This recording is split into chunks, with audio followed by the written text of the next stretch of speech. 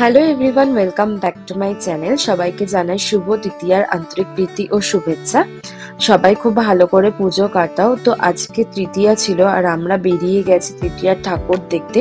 আজকে যেহেতু নর্থের অনেক ঠাকুরই খোলেনি, তাই আমরা সাউথের দিকে চলে গেছিলাম, যেমন গড়িয়াহাট, কালীঘাট, এই দিকটাতে আমরা গেছিলাম। তো প্রথমে এটা হচ্ছে আমার পাড়ার ঠাকুর, যেখানে আমি যাদবপুরে যেখানে থাকি সেখানে। আর এটা একটা মানে থিম করেছে, যেটা হচ্ছে যারা স্বদেশ প্রেমী আছে তাদের নিয়ে এই থিমটা করেছে। সুন্দর প্যান্ডেলটা করেছে, খুব ভালোই লেগেছে আমার, খুব একটা খারাপ লাগেনি। তো তোমরা দেখো, এই ছিল মা দুর্গা আর খুবই সুন্দর দেখতে। আর এই যে ছিল আজকে আমার লুক তৃতীয়ার। তোমরা সবাই কমেন্ট করে জানাও যে আমার লুকটা আজকে কেমন লাগছে। আমি তোমাদের সাথে পরে ফটো শেয়ার করে দেব। এরপর আমরা বেরিয়ে গেলাম, আর এখানে দেখছি খুব সুন্দর করে মাদল বাজছে আর পুজো পুজো ভাইব একটা লেগেই আছে। দেখো খুব সুন্দর, বাট এখানে আমরা দাঁড়াইনি, একবারে আমরা চলে গেছি। প্রথমেই আমরা চলে গেছিলাম গড়িয়াহাটের দিকে, আর এটা ছিল একজারিয়ার প্যান্ডেল। আর খুবই সুন্দর সাজিয়েছে। আমার এরকম দুর্গা প্রতিমা খুব ভালো লাগে, তো আমার খুব সুন্দর লেগেছে প্যান্ডেলটা। আর ঠাকুরের মূর্তিটাও খুব সুন্দর। তোমাদের কেমন লাগলো তা অবশ্যই কমেন্ট করে জানিও।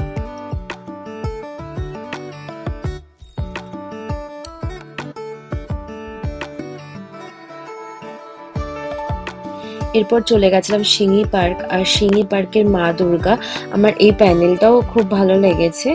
তো এরপর আমরা চলে গেছিলাম হিন্দুস্তান পার্কে।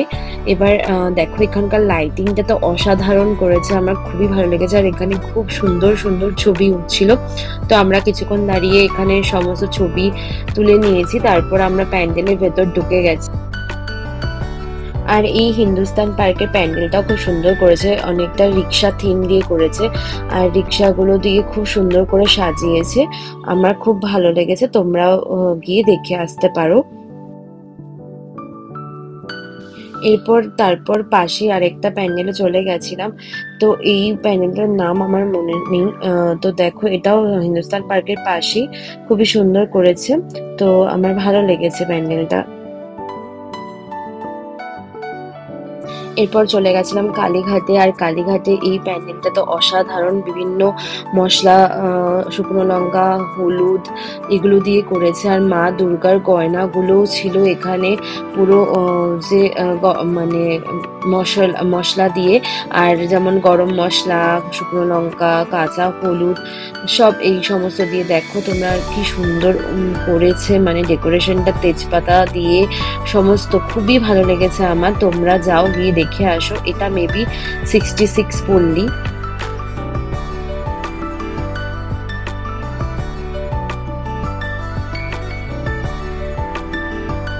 এরপর চলে গেছিলাম এটারই পাশে একটা মণ্ডপে, আর এখানেও খুব সুন্দর করেছে। এখানকার মা দুর্গার থিমটা আমার খুব ভালো লেগেছে। তো তোমরা এখানে গিয়ে দেখে এসো।